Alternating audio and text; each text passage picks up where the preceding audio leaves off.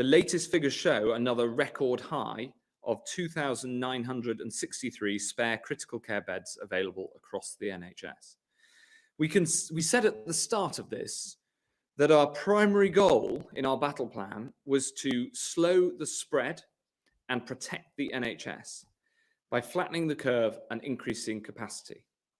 That plan is working. At no point in this crisis has anyone who could benefit from critical care been denied that care because there weren't enough staff or beds or ventilators to treat them. But there is much further to go. On the most recent figures, 535,342 tests have now been carried out in the UK, excluding Northern Ireland. Of these, 129,044 have tested positive. The number of patients in hospital with COVID-19 symptoms is now down to 17,681. 17,366 people have sadly died in hospital, which is an increase of 852. This number is another salutary lesson, and it tells us of the deadly nature of this virus.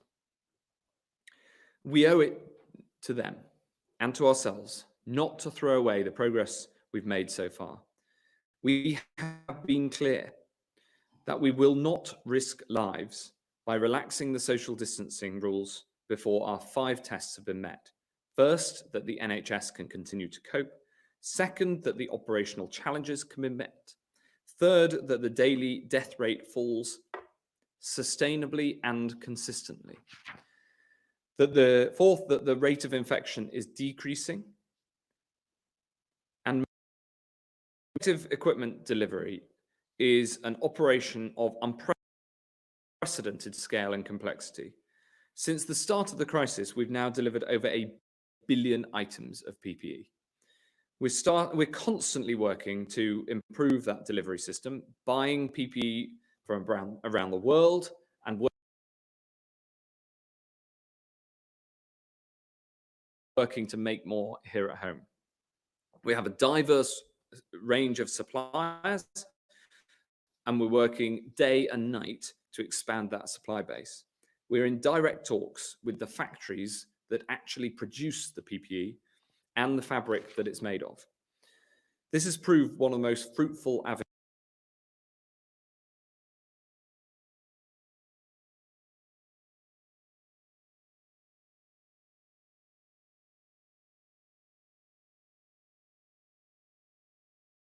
we're investigating each and every one of those many leads. Now, of course, some of these leads have led to very large-scale purchases of many millions of items.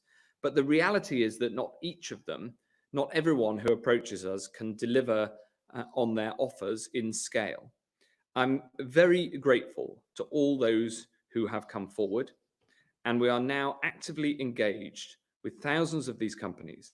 And I can announce that we're working with 159 potential UK manufacturers, which are starting to come on stream. I've said many times that I am determined to get people the PPE that they need. This is a 24/7 operation. It's one of the biggest cross-government operations I've ever seen. And I'm grateful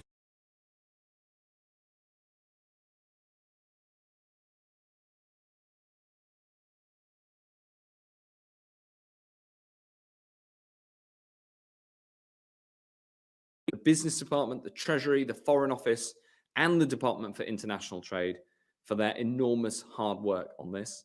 And I'm also very grateful to Lord Dighton, who delivered the Olympics, for stepping forward to lead this national effort and deliver once again for his country. The second area I want to talk about is vaccines. In the long run, the best way to defeat coronavirus is through a vaccine. After all, this is a new disease. This is uncertain science, but I'm certain that we will throw everything we've got at developing a vaccine. The UK is at the forefront of the global effort. We've put more money than any other country into the global search for a vaccine. And for all the efforts around the world, 2 of the leading vaccine developments are taking place here at home at Oxford and Imperial. Both of these promising projects are making rapid progress, and I've told the scientists leading them that we'll do everything in our power to support.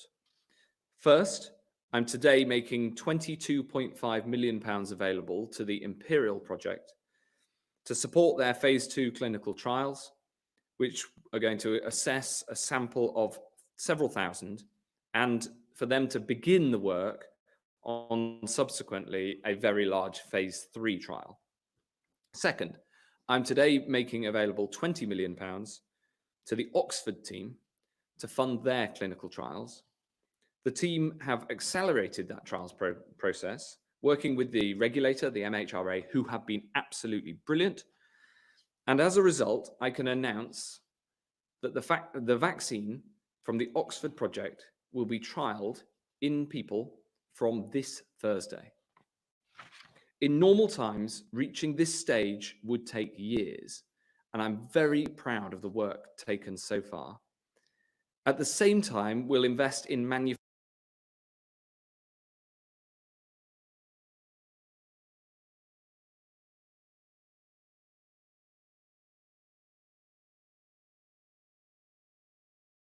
process is certain.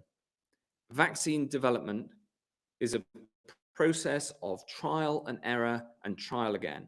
That's the nature of how vaccines are developed. But I told Sarah Gilbert and Robin Shattuck, 2 of our most inspiring scientists, that we are going to back them to the hilt and give them every resource that they need to get the best possible chance of success as soon as possible. After all, the upside of being the first country in the world to develop a successful vaccine is so huge that I am throwing everything at it. Coronavirus is a powerful enemy, but I believe that the power of human ingenuity is stronger. Every day, the science gets better, and we gather more information, and we understand more about how to defeat the virus. But in the meantime, there's one thing that you can do, and that is to stay at home, to protect the NHS and save lives.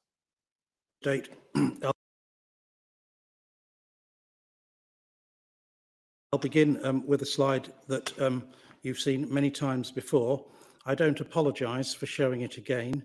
It is important that we continue to monitor the extent to which the British people are following the social distancing advice and, in this case, referring to the slide, not travelling. And you can see a range of indicators there, from all private motor vehicles through buses and tubes in London, through to buses and national rail in the whole of the UK. And you can see a very clear prolongation of these low trends of use the advice given to us by the government, and that in doing so we will get on top of the current wave of the coronavirus threat, and we will begin to turn the curve. Next slide, please. This next slide, again, you have seen before, shows the new cases diagnosed in the UK. The dates along the bottom of the slide refer to when the lab tests for that individual were completed. And you can see, of course, that there is some day-to-day variation.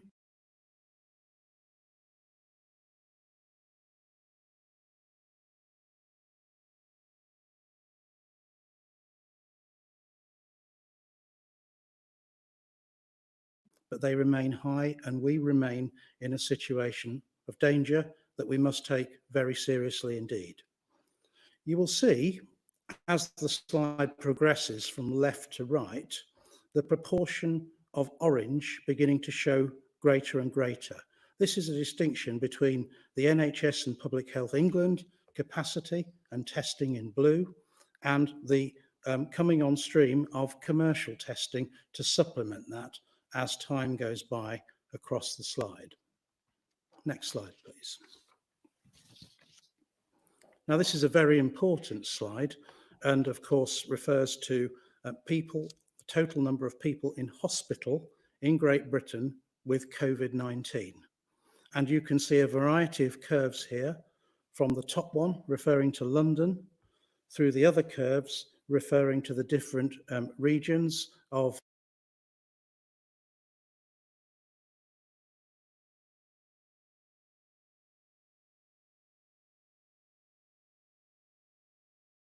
was probably around the 10th of April, that kind of date. And since then, there has been a decline. But in the other parts of the graph, that is to say Scotland, Wales and the other regions in England, I suggest to you that there is rather more of a plateau than anything else at this point in time. It is not absolutely clear that there have been peaks, nor is it absolutely clear that the rate is, that the number of cases is dropping in the same way that we can illustrate it on the slide for London. So again, this is important. It shows the regional variations in how the virus has been affecting the UK. It shows that we are not out of danger at this point and that the curve is flat, but not very clearly going down in many parts of the country.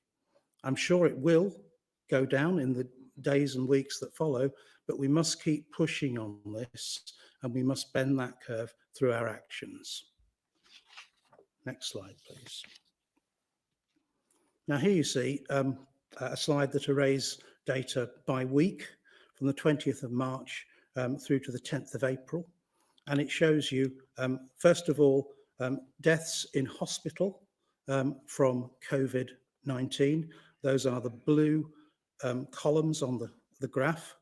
And those are by date of report in the hospital. And the orange bars show the all weekly registered deaths registered to the Office for National Statistics, and those are by date of registration. And please be very careful in comparing these statistics, because as you will know, unfortunately, if you've lost someone, it takes a while for a death certificate to be issued and for that to be registered with the Office for National Statistics. So there is inevitably some difference between those two bars, and we are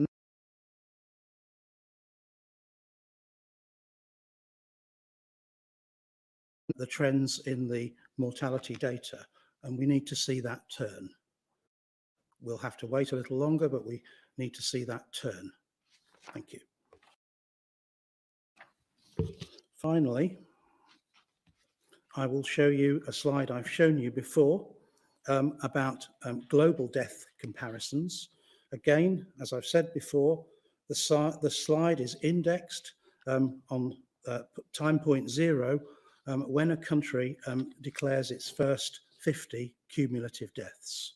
Now, for almost all of the countries on this slide, the reporting, as in the UK, has been for hospital deaths.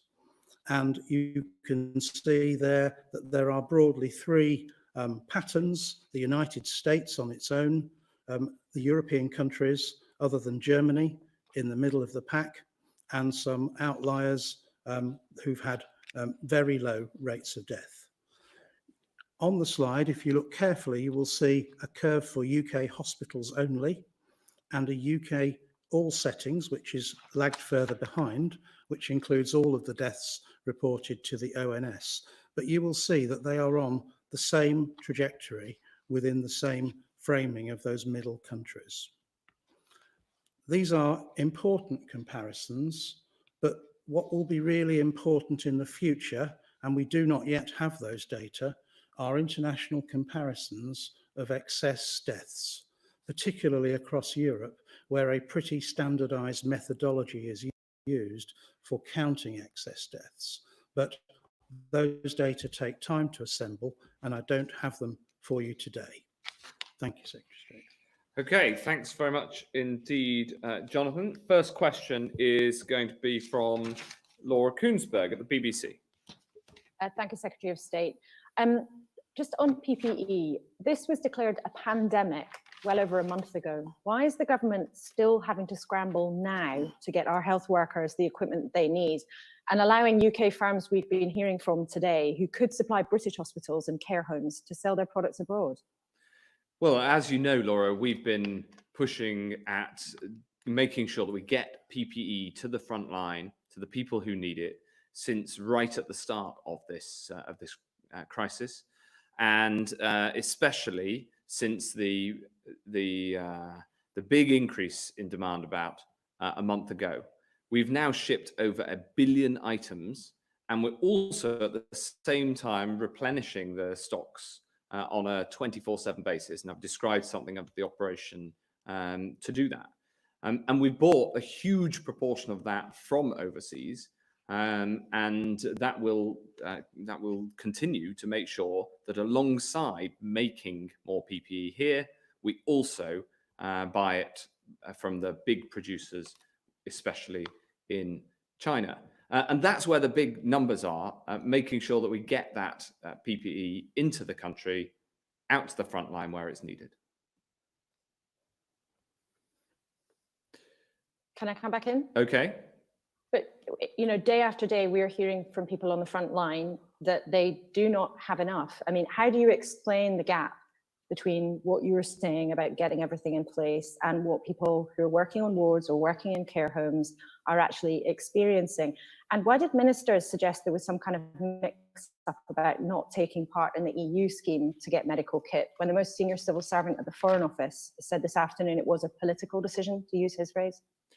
Well, I haven't seen that exchange, but I have spoken to the Foreign Secretary, and as far as I'm aware, there was no political decision not to participate in that scheme. When we did receive an invitation in the Department for Health, because it came to the Department for Health, it was put up to me to be asked, and we joined. So we are now members of that scheme. However, as far as I know, that scheme hasn't yet delivered a single item of PPE.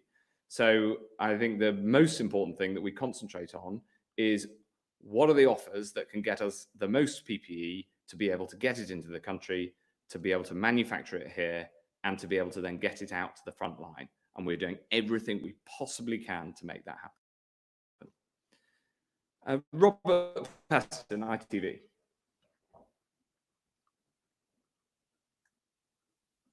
You are muted. What's going on?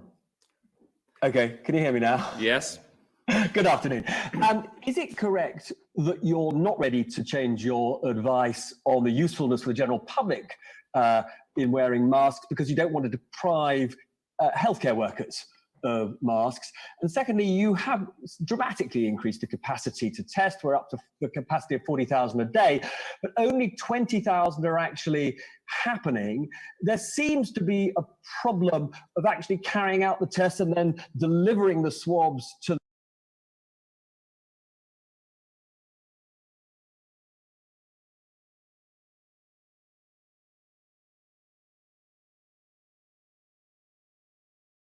Yes, well, look, on both points, on the use of face masks, we are advised by the science, and we've been asked this question many times in this forum, and we listen to what the scientists say. There was a meeting of SAGE that I think addressed this question earlier today.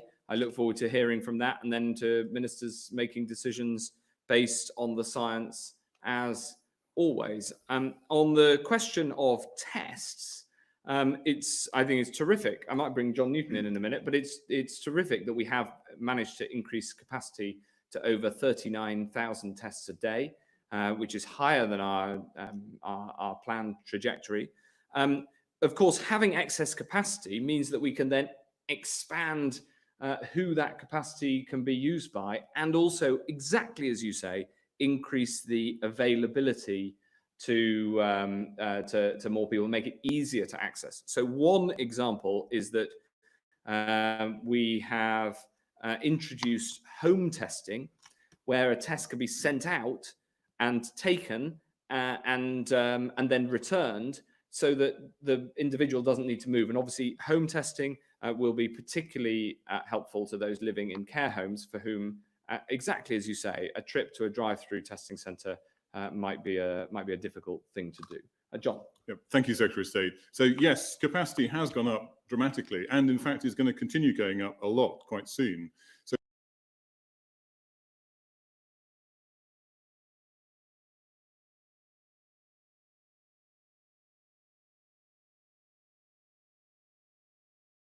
and many of those have gone back to work, and in fact NHS sickness absence rates are now falling as a result. So that's very good news. We're now progressively expanding the access. So you're quite right, the drive-in centres are not necessarily ideal for people working in a distributed system like the care sector.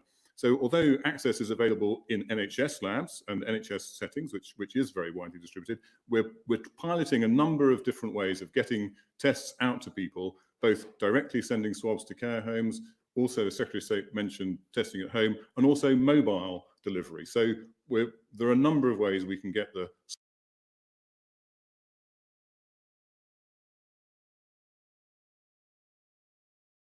is the priority when it comes to face masks, frankly, healthcare.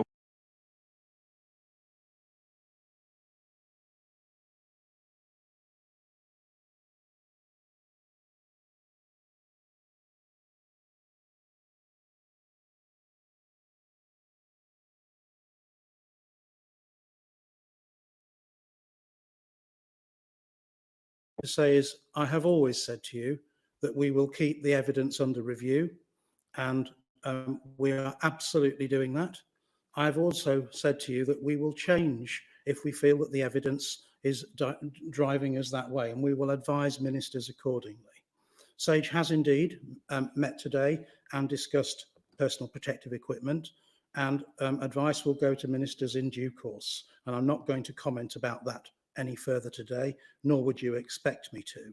What I can say is that there is an absolutely enduring principle here that SAGE places great value and prime importance on never jeopardising the supplies of PPE to our health and social care workers. And that is a line we are not going to cross under any circumstances. Thanks, Robert. Victoria McDonald, Channel 4. Thank you, Secretary of State. Just back on PPE,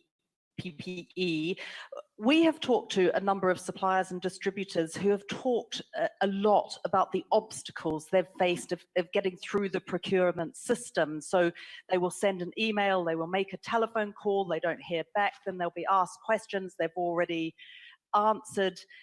Are you satisfied that you are somehow going to clear away those obstacles so that you can increase the supply? And secondly, we've heard a lot about, we've heard a lot of numbers over the past few weeks, and today you've just talked about 1 billion items of PPE. Now that sounds a lot, but quite clearly it's not enough. Do you have any idea about what enough would be? Well, yes. I mean, the answer on how much is enough PPE is enough to get it what is needed according to the guidelines that have been clearly set out by Public Health England to everyone who needs it, and it is in the billions of items over per month. I mean, it is the numbers of items that are needed are absolutely vast, and hence the need both to manufacture it at home and also to buy it from abroad. We're always trying to improve the processes that we have in place to make purchases. I think it's been very encouraging, the number of UK companies that have come forward, but we have had to make sure that we sort out the credible offers from those that are not. We've had some offers, for instance, that have come from companies where upon investigation, the company has only just been formed in the previous day or two before coming and asking for a cash deal with the government. And so you'll understand that there has to be a process in there. Nevertheless, we want to engage with all of those companies who can help us in this national effort. and we are accelerating the progress of getting back to all of those companies with a substantive response to their offer. This is a fast-moving market because essentially the problem on PPE is that there is a global shortage. There is there's more demand across the world than there is supply, and that means that we need to be as nimble as we possibly can, and crucially, as much as possible, get right to the source of the PPE, which is often in factories in Asia, including in China, rather than going through middlemen, which can seem attractive on the surface, but actually if you get directly to the factory owner, then you get a more secure supply. So it is a complicated picture.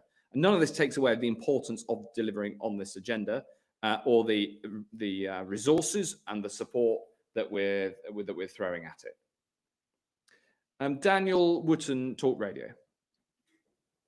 Good afternoon, Secretary of State. A report by the EU agency, the European External Action Service, to be published this week, concludes that official and state-backed Chinese sources are behind the spread of conspiracy narratives designed to exonerate the Chinese government over coronavirus. The report will say China has run a global disinformation campaign to deflect blame for the outbreak of the pandemic. What is the UK government doing to stop these Chinese disinformation campaigns? We have seen more broadly disinformation and disinformation being put about, especially on social media, and tackling that is incredibly important, because what the public want and what the public should be able to expect is high quality information, highly factual, even in this uncertain environment, because we're still learning about the disease, to be able to be as clear and transparent as possible, and for the government to describe which information we think is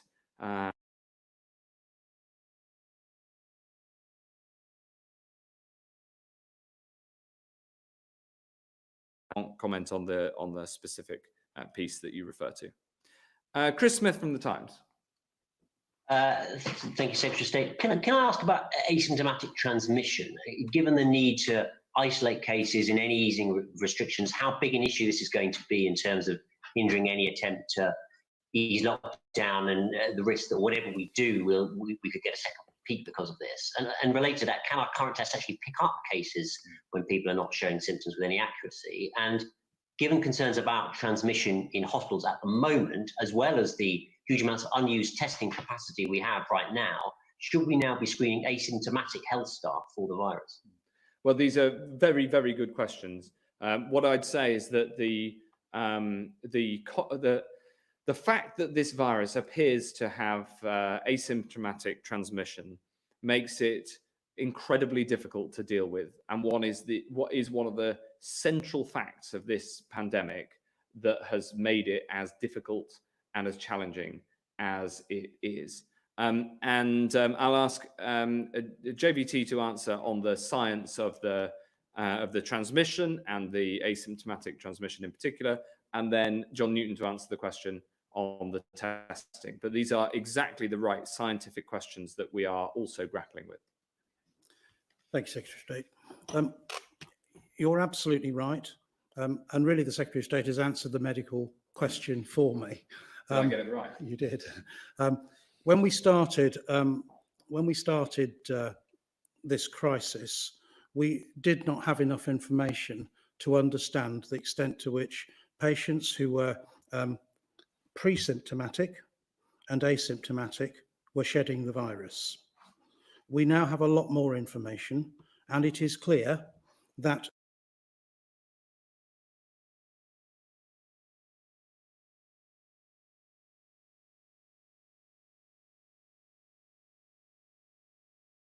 are asymptomatic, and we can still detect the virus using a PCR, a test. Where the difficulty in the science comes is understanding just how infectious those other people, with either pre-symptomatic or asymptomatic, are, compared to those who are symptomatic.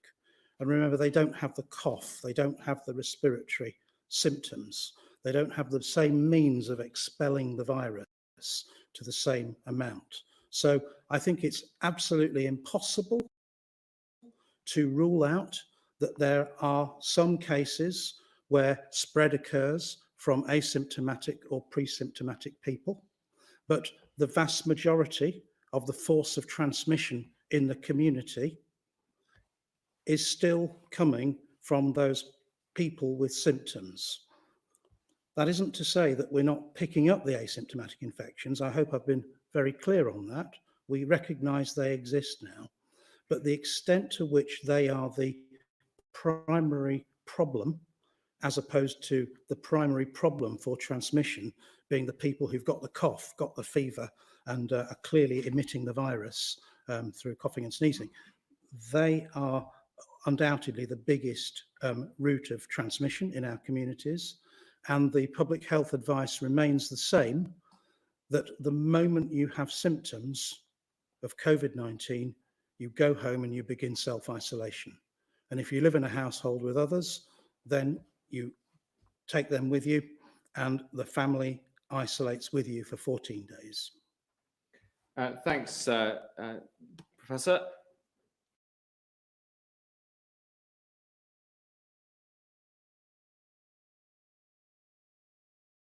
The presence of the virus and people are asymptomatic. And one of the ways we're using the current testing capacity is to do scientific studies to show the spread of the virus in representative populations. And we're ramping up that activity quite a lot to give us more of this sort of information. But it's already obvious from the early studies that in areas, particular settings where social distancing isn't possible, particularly closed areas such as in hospitals or in care homes or indeed in prisons, there is a need to go in and do intensive testing to try and understand how many people might be asymptomatic and carrying the virus. So those studies are underway, and we're working closely, particularly with the NHS, to design an approach to that. So looking to the future, one of the reasons we need a good level of testing capacity is to provide the testing for infection control. So when we do have outbreaks of infection in certain settings, we need to be able to go in and test not just people who are symptomatic, but also people who are asymptomatic. And that is what we are doing. Does that satisfy you, Chris? Or? Yeah, can I just follow up, Professor Newton, those early studies you're doing, what does that show about the extent of transmission in healthcare settings? And just to clarify the point about screening of NHS staff, can we expect that to make a contribution to meeting the 100,000 target by next week? Well, there's an international literature which shows, for example, the study from New York in women in maternity setting showing a significant number, a small proportion, who were asymptomatic and who had positive tests. And we also know from studies that Public Health England has carried out in some care home settings that a number of staff and residents who are asymptomatic have test positive. So it's all very consistent internationally. It's a small proportion. And it's also important to emphasize that the test is not a screen. So the idea that you would use the test to screen the whole population, or indeed to screen the whole of a workforce, isn't really how the test could be used. So you would test somebody on day one, and on day two they might become positive, and you wouldn't know. So we use the test to understand the spread of the virus in a population or in a setting, in order to be able to put in place the measures required to control that infection. It's not to be used broadly as a stream. That's certainly not the current thinking. But as Jonathan has said, very important that we keep an eye on the science. And if the science develops further, then we will need to change our testing strategy, obviously. And to answer your question of will we do testing of asymptomatic staff in hospital as part of meeting the 100,000 target by the end of the month, the answer to that is yes. And we have a plan to be able to do that as we expand access to testing to meet the capacity that, as we can see from the figures, that capacity is increasingly available on the road to 100,000 tests a day. Thanks, Chris. Pippa Creer from the Daily Mirror. Hello, I've actually got a question for Professor Newton, but before I do, Secretary of State, if I could just clarify, following on from Laura's question, the top diplomat at the Foreign Office says we're not in the EU PPE scheme, and that the decision not to take part was a political one. But now you're saying it wasn't a political decision, and we are a member of the scheme, which I believe is the first time we've heard that. You can't both be right. Who should we be believing? Well, the invitation, when it came in to the Department for Health, and I know there's been debate about whether it was sent to the wrong email address initially, but the invitation, when it came to the Department for Health to participate in this scheme in an associate way, because we're not members of the EU, came to me for decision, and I said yes. But having said that, this, as far as I'm aware, this scheme has not yet delivered any PPE. And that's the decision-making process that I was involved in. There was a recommendation, and I took the decision in the normal way. That's the long and short of it. But the impact of this on our ability to deliver PPE is zero. There's no impact at all. Because the scheme has not yet made anything available.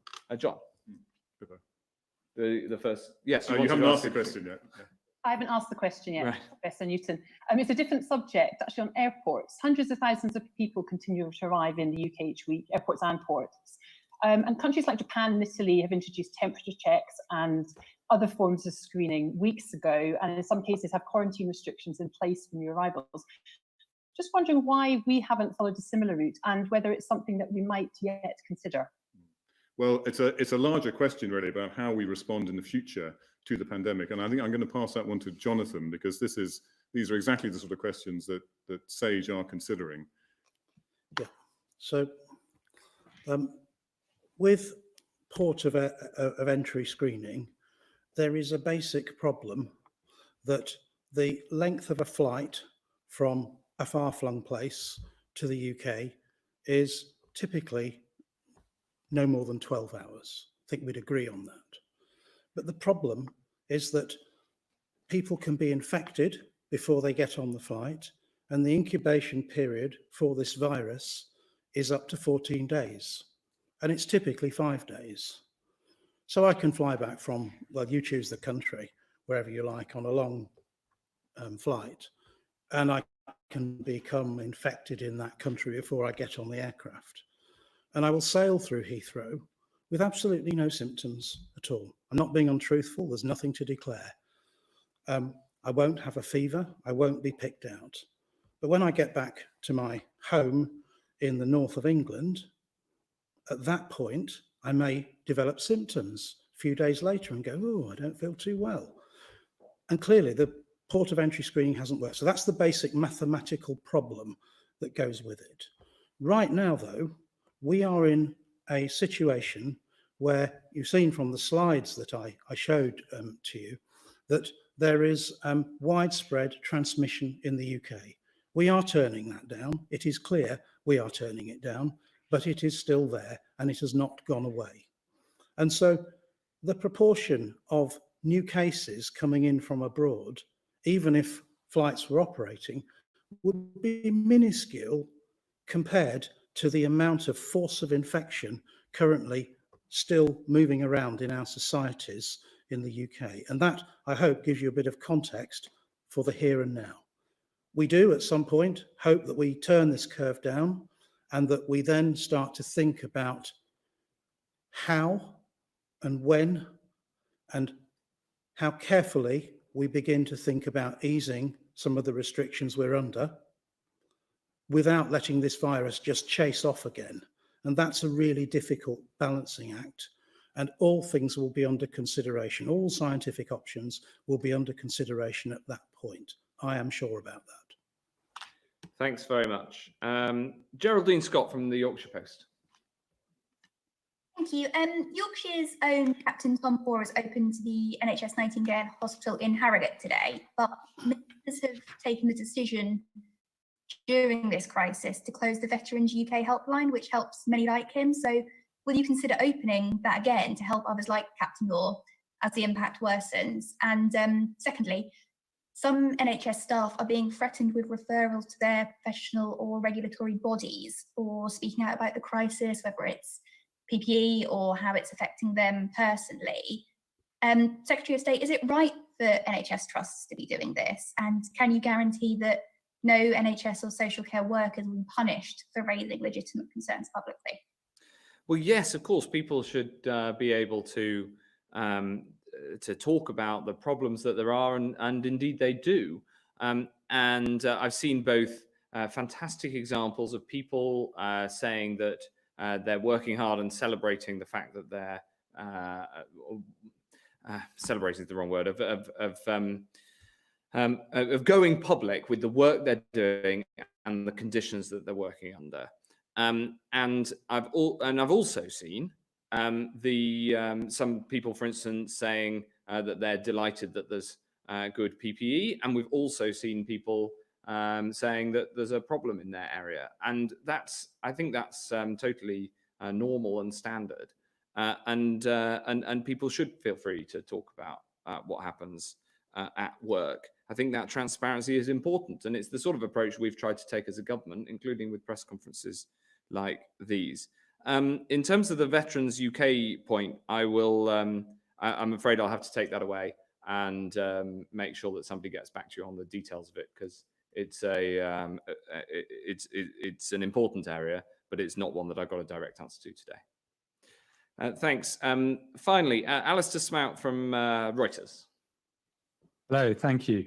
Secretary of State, you say the plan is working. Yesterday, PHE Medical Director Yvonne Doyle said stats showed about 10% of total COVID-19 deaths taking place outside of hospitals. The ONS figures published today said the number could be about 40% higher than the daily hospital figure. And it's clear now that the UK's death toll could match or even surpass Italy's to make it the worst hit country in Europe. So it feels like, at least compared to large parts of Europe, the plan isn't working. Who has ultimate responsibility for that? Well, thanks for the question. What I'd say is that on the factual points, you've got to, it's important to get the analysis of those right. I've seen this 40% figure, and I asked the team about it before coming here, and that is not an accurate representation of those figures. In fact, Professor Van Tam took us through the important differences between how we measure hospital deaths in hospitals, which we can get that data daily, and so it's incredibly important for tracking as soon as possible what's happening in terms of the impact of this disease, with the ONS data, which is measured in a different way. And if the slides can come up again, we can bring the slide up, which shows that that gap, which is around between 20 and 25% in the latest data. All of these information are important. Of course they are. And we take as much information as we possibly can into account when we make decisions. And then on the second point of the international comparison, it's very important again to look at that and take into account the size of the country and the different characteristics of the different countries. So looking, per population is the right way to look at those information. The final point I'd make is that at the start of this crisis, we said that there were two absolutely critical tasks, and they were formed part of the battle plan that we published a long time before the lockdown began, when we published the types of measures we might have to take. One is that we got the exponential nature of this infection under control and brought the curve down. And as you can see from the statistics, that curve is now flat, and there are some, that means that we have achieved that objective. The second thing is that we said that we must do everything we can to ensure the NHS is not overwhelmed. And lots of people said that would be impossible, but we have achieved that because every single person who has needed treatment has been able to get that treatment, including with the building of the NHS 19 hospitals, for instance, that were referred to in the previous question, because the NHS Nightingale Hospital in Harrogate has opened today, and that will ensure that there's more NHS capacity for people of Yorkshire and the North East. Therefore, on those two core measures, the plan is working. Now, does that mean that that every problem has been addressed? No, of course it doesn't. You know, I've gone through some of the details on PPE today, where there are clearly challenges. And does it mean that everything's done? No, it doesn't. For instance, the search for a vaccine is absolutely top priority, and I'm delighted that the first vaccines in this country will go into human clinical trials on Thursday. So there is a huge amount still to do, but on the absolutely central core objectives that we faced as a country, thanks to the work of the NHS, the armed forces, many others, and the people who have stayed at home, we have managed to both bend down the curve and also ensure that the NHS capacity is there to deal with the cases that come through, so that everyone can rely on the NHS when they need it. If I could just come back, I think a lot of people would say that Germany is a comparably sized country to Britain, and obviously is faring fairly well, but by comparison. Yes, so I would absolutely, I absolutely concur with that, of course. And then there are some countries where on that measure they're below us, and there are other countries where they're above us. And the critical thing when you're trying to work out, as we do every day, how do we make sure that we do our very best for this country? You absolutely take that into account. You learn from where things are going well. In fact, we learn also from places where things aren't going so well. And we're constantly looking around the world at those comparisons. It's exactly right. But the important thing you've got to do is scientifically look at the consequences of what people are doing elsewhere, so that we can learn about it as a country. Okay, thank you very much indeed. That concludes today's Downing Street press conference, and I'm very grateful to Professor Van Tam and to Professor John Newton for your support. Thanks very much indeed.